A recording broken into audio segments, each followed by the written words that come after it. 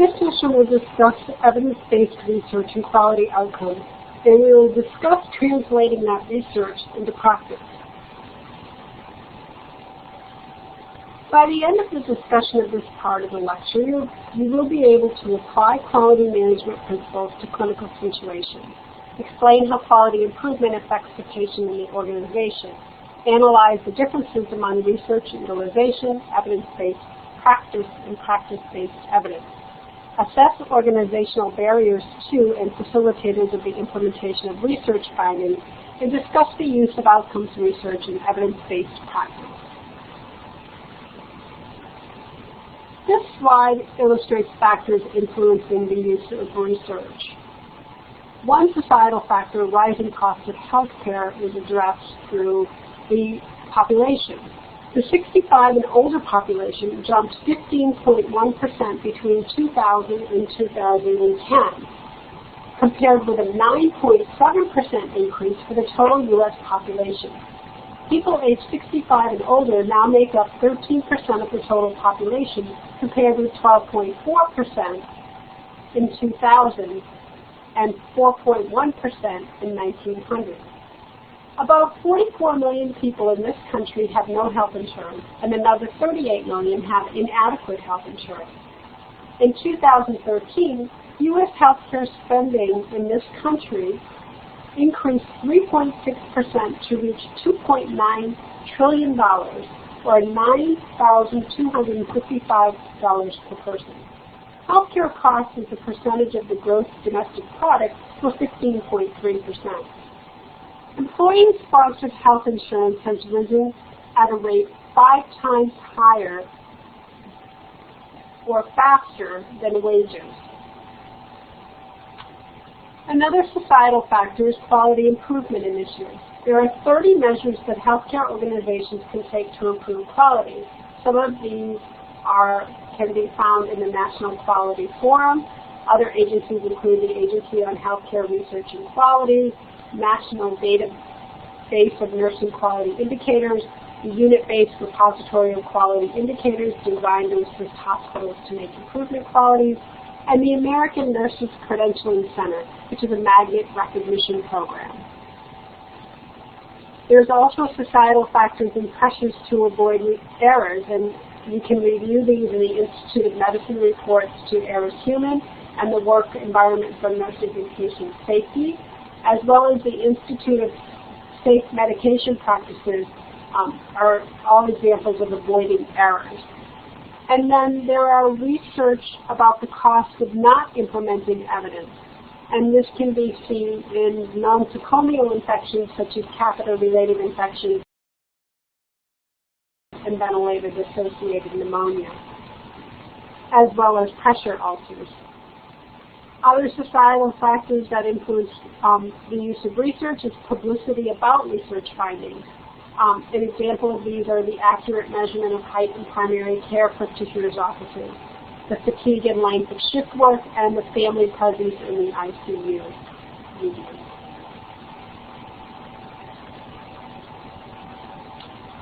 The importance of research is twofold. It's doing the right things to achieve positive patient outcomes. For example, protocols to reduce ventilator-associated pneumonia in critical care units. And number 2, preventing harm by discontinuing outdated or outmoded practices. For example, we no longer use heparin to maintain patency of a peripheral IV catheter. The key elements of the National Institute of Health Roadmap for Reengineering the Clinical Research Enterprise and Harness Scientific Discovery for Health Promotion include the following elements. There are new pathways to discovery, so new strategies for diagnosing, treating, and preventing disease. There's research teams of the future which focus on high-risk research, interdisciplinary teams, and public-private partnerships. And re-engineering the clinical research enterprise, which includes clinical research networks, policy analysis and coordination, dynamic assessment of patient-reported chronic disease outcomes, translational research. The goal is to get research into the hands of practitioners to improve patient care. To this end, the NIH, or National Institute of Health, has announced Clinical and Translational Science Institutional Awards to facilitate interdisciplinary collaboration and encourage scientists to work together to address complex problems.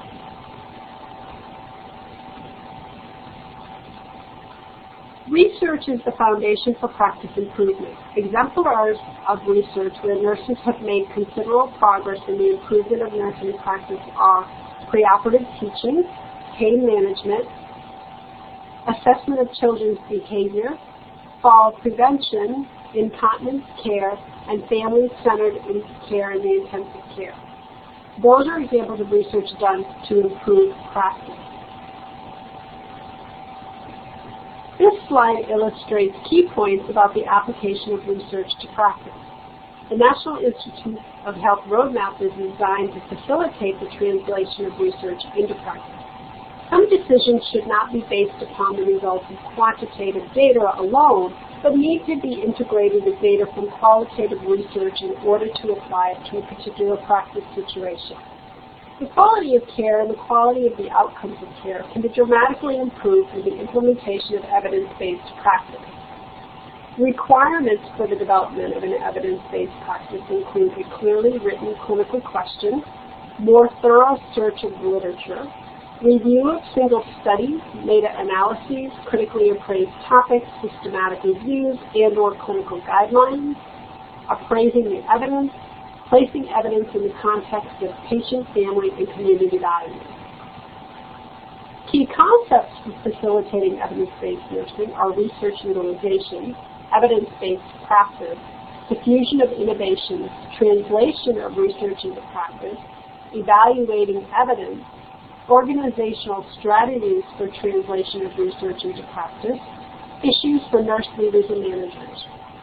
Appraisal tools exist for evaluating different types of evidence from a single qualitative study, qualitative metasynthesis, descriptive studies, and randomized clinical trials to systematic reviews. Appraisal tools generally include steps for evaluating the quality of the research that is specific to the study design, type of review, or guidelines, assessment of the reliability and validity of the evidence, and a strategy for determining the applicability of evidence into one's own practice. Research utilization is an approach that involves reading the research and then re-examining it for its applicability to practice. Nurses have been leaders in research utilization with a number of early projects. In the definition of evidence-based practice, a key point is the distinction from research utilization, which focuses on using a particular research finding in practice, whereas in evidence-based practice, the focus is solving a clinical problem with research-based solutions. A second key point to emphasize is that evidence-based practice includes consideration of patient preferences. It should be noted that when patient preferences are discussed, it is often in the context of making choices about specific treatment.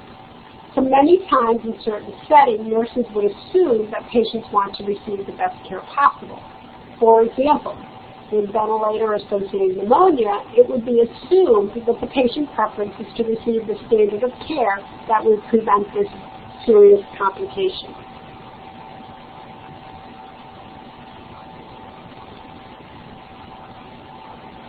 Government and private agencies are placing increasing emphasis on translation science. For example, the Agency on Healthcare Research and Quality, the National Institute for Health Roadmap, the Leapfrog Group, a group consisting of organizations that buy healthcare to foster the implementation of initiatives that are designed to improve healthcare safety and quality. Translation science is an emerging field. Nurses have done work in this arena, but is an area that is just starting to get the attention of funding.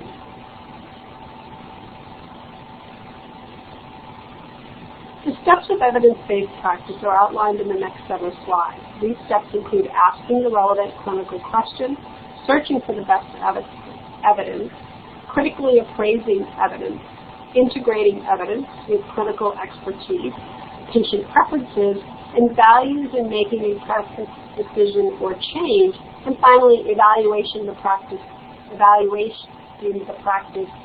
or decision or change.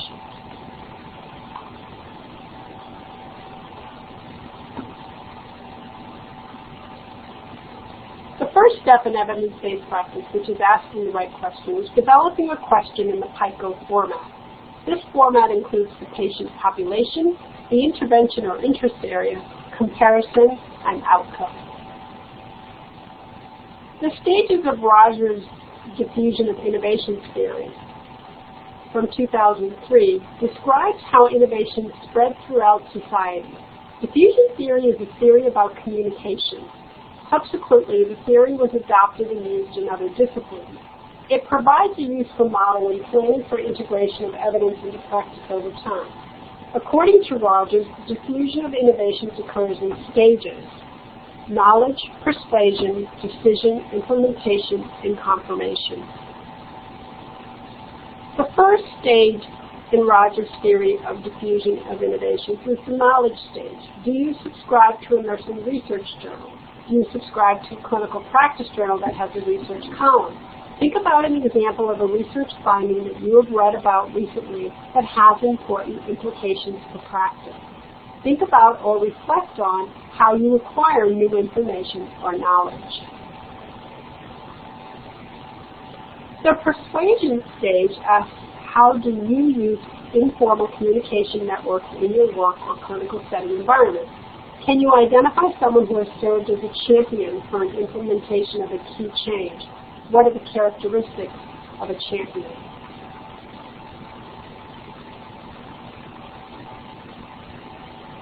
In the decision stage, key questions to ask include, what are the factors that would facilitate the adoption of an innovation? What are the factors that would make it difficult to adopt an innovation? And can you think of an example of when an innovation was tried but rejected or accepted? Research can be implemented in a variety of manners. Some questions that are raised when research is implemented include, will the outcomes remain the same if the intervention is modified to suit the particular environment?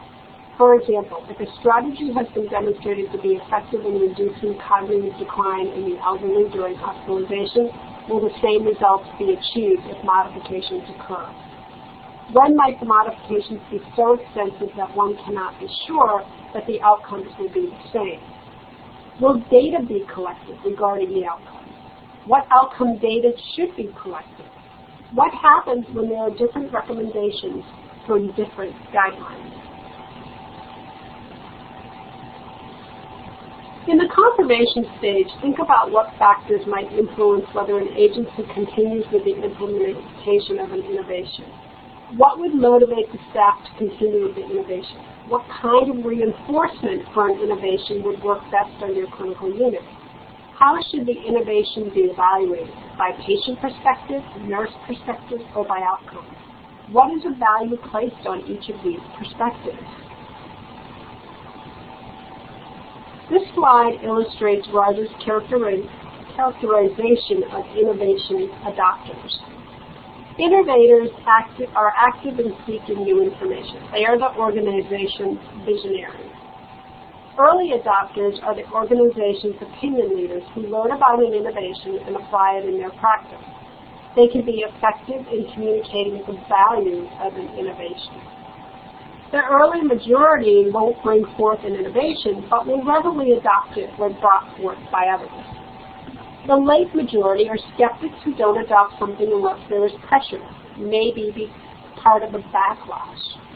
And laggards are most secure in holding on to the past. They are most comfortable when they know an idea cannot fail. This slide illustrates the steps of Stetler's research utilization model, which has been updated to facilitate evidence-based practice in 5 phases: preparation, validation, evaluation, decision-making, translation, application, and evaluation. Stetler's model provides direction for individuals and members of groups. Thus, it can be readily applied by nurse managers to the clinical setting. This model can be compared and contrasted to the steps of both the scientific method and the nursing process. The steps of the preparation phase, phase 1, includes identifying and defining the problem. For example, using the case management focus by identifying the most common types of clinical problems on the unit, or clinical problems that have been very challenging for the staff. Preparation also involves searching for evidence. For example, using case management focus and finding the most common types of clinical problems in the unit or clinical problems that are most challenging for the staff. Preparation also involves searching for sources of evidence by identifying resources within a clinical agency or community. Resources like librarian at a clinical agency, a librarian at a university. Research priorities as identified by professional groups such as specialty associations, and review sources of evidence such as federal guidelines, clearinghouse. Also, define the external factors influencing innovation adoption. Factors may include accrediting organizations, professional associations, specialty organizations, and third-party payers. Define the internal factors of influence on adoption, such as patient population, nursing staff members, nursing leadership, members of the interdisciplinary health team, board members of an agency, and financial resources.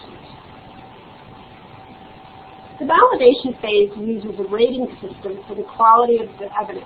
It places information about a research problem in a table that facilitates analyzing and comparing results and the discernment of patterns. Phase 3, the evaluation or decision-making phase, uses resources needed to evaluate the research data, such as faculty and graduate nursing students. This would be particularly important for institutions with limited resources. One might also utilize the research department of a large medical center. Evaluating other factors such as risk, would there be any harm to patients with implementing the practice? Is there any harm from not implementing the practice? For example, testing gastric pH for a nasogastric tube placement. Feasibility. Are there any training or equipment costs associated with implementation? And finally, readiness of the finding. Is this a finding that is ready for implementation? Are there any potential consequences related to implementing this finding? For example, how would parents be trained to safely handle their premature infants for kangaroo care?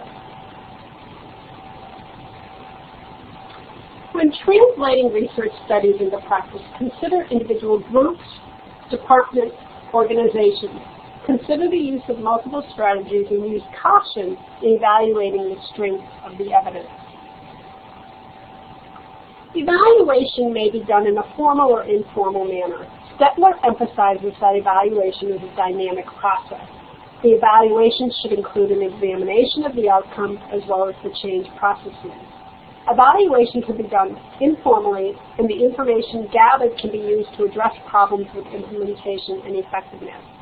Evaluation can be done formally or linked to patient outcomes. For example, a questionnaire about the change process can be distributed to staff members. An agreed-upon method of evaluation can be used to determine whether the practice change made an impact on patient outcomes.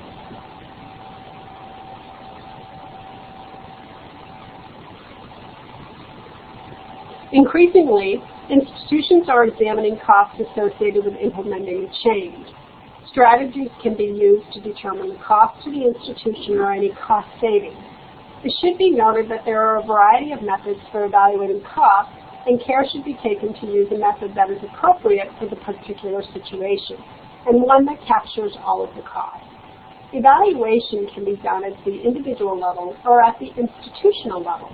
For example, are individual nurses adhering to a protocol to prevent ventilator-associated pneumonia?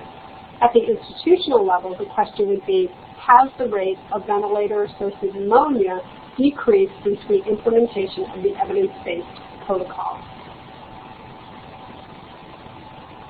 A number of leaders in evidence-based practice have developed hierarchies of evidence to assist a practitioner in determining the strength of the evidence. At the lowest rung of the pre-processed evidence is a simple study. However, a well-designed single study with an appropriate sampling may provide evidence for implementation. Individual strategies for promoting evidence-based practice in nursing may include identifying challenges in providing care, asking questions about agency practices, asking for evidence underlying practices, and identifying clinical practice problems. Joining a professional association to have ready access to the latest information about practice problems and trends in nursing is important. And subscribing to journals with research synopsis or signing up for literature review alerts is another way for promoting evidence-based practice in nursing.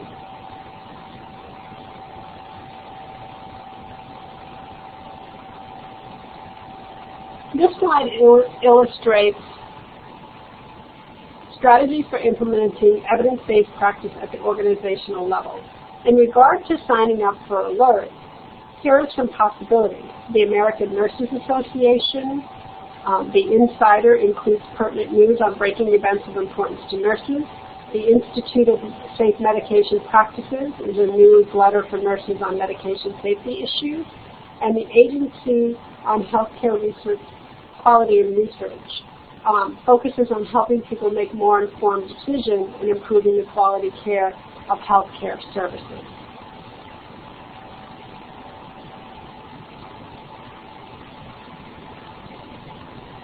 Cooperation in evidence-based practice is necessary to implement evidence-based practice. Therefore, key stakeholders should be identified, and this is done using the PICO question developed earlier to help focus the discussion in this arena. Involve as many people as possible in the process. Think about how many people can be involved. What are the different roles that can be assumed by staff members, students, faculty, organizational leaders, and informal leaders? Partner with researchers, identify researchers and their expertise, describe existing partnerships and future possibilities, partner with faculty and nursing students to gather evidence, publicize your nursing research, publicize your successes. What are organizational strategies that can be used to publicize your successes? For example, have nurses made significant contributions to patient care? What kind of preparation would nurses need in order to feel comfortable about publicizing their success related to practice improvement? And are nurses identified by name and accomplishments in the media within your local community?